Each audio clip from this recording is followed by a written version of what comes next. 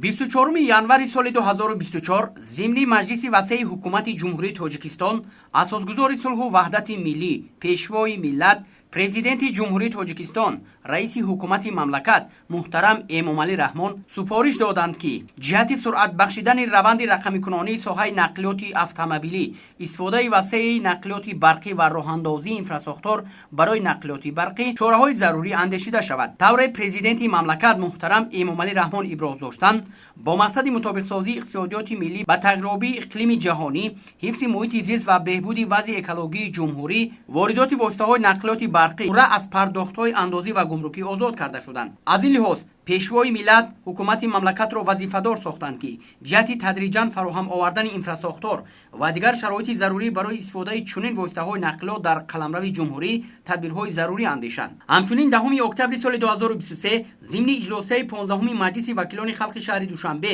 даъвати шашум, раиси маҷлиси вакилони халқи шаҳри Душанбе, раиси шаҳри Душанбе муҳтарам Рустами Эмомалӣ супориш доданд ки дар ҳамкорӣ бо сохторҳои дахлдор баҳри таъмини босифат ва саривақтии барномаи давлатии рушди нақлиёти барқӣ дар ҷумҳурии тоҷикистон барои солҳои 2023-2028 дар шаҳри Душанбе беҳтар намудани хизматрасонии ширкатҳои кироякаши таксӣ пурра ба низоми нақлиёти барқӣ, гузарондани паркҳои нақлиётии ширкатҳо, бунёд намудани нуқтаҳои барқгирӣ ва дигар масъалаҳо тадбирҳои зарурӣ андешанд. яке аз ширкатҳои дар ин соҳа пешқадам ва муваффақи ватанӣ ки таҷрибаи беш аз 10 сола дар бозори сайёҳӣ дорад, ин ширкати сайёҳии Роҳатур мебошад.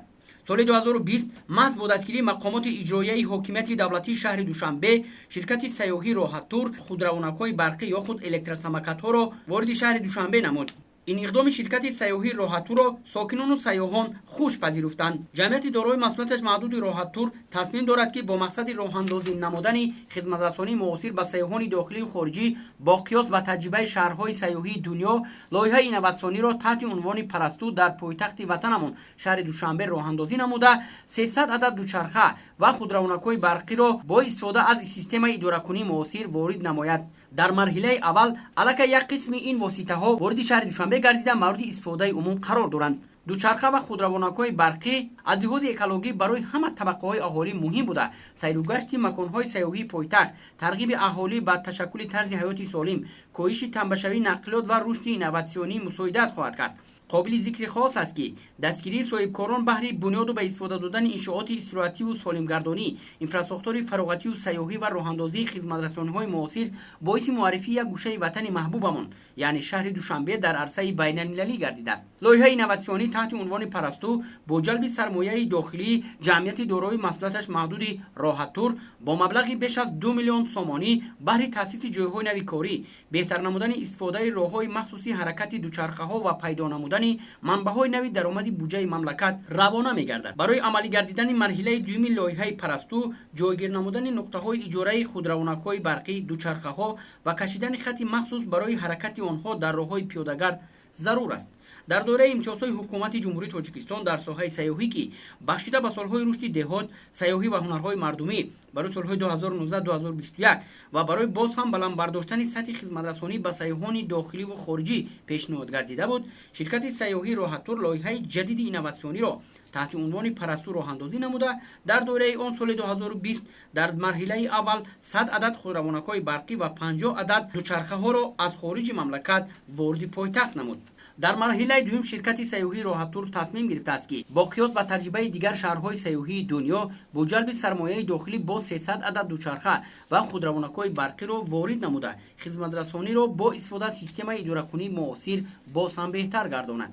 қайд кардан зарур аст ки худравонакҳои барқӣ аз лиҳози экологӣ тоза буда партови газҳои гулхонаӣ надоранд ки он бешубҳа дар ҳифзи муҳити зист ва беҳбудии вазъи экологии пойтахт ва аз ҳама муҳим иқдоми ба шаҳри сабз табдил додани Душанбе мусоидат хоҳад намуд. тибқи иттилои коршиносон то соли 2040 теъдоди нақлиёти мусофирбар дар роҳҳои ҷаҳон тақрибан 2 баробар афзоиш ёфта аз сарҳади 3 миллиард мегузарад.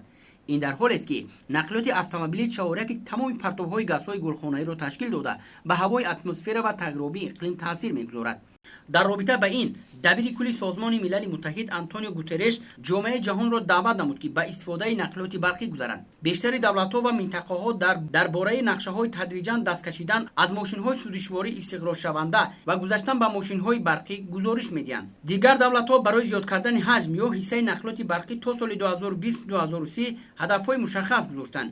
имрӯз дар ҷаҳон шумораи мошинҳои дорои муҳаррикое ки на ба судишворӣ ё дизел, балки ба батареяҳои барқӣ ҳаракат мекунанд 5 миллионро ташкил дода, то соли 2030 ба 20 миллион адад расонидани он пешгӯӣ мешавад. дар ин самт кишварҳои Норвегия, Олмон, Шветсия, Британияи Кабир, Фаронса ва Ҳолланд пешрафанд.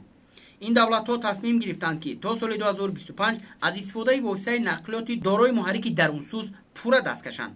дар Олмон пешниҳод намуданд ки соли 2030 ҳаракати мошинҳои босудишворӣ ҳаракаткунанда дар кишварҳои Иттиҳоди Аврупо мамнӯъ шавад.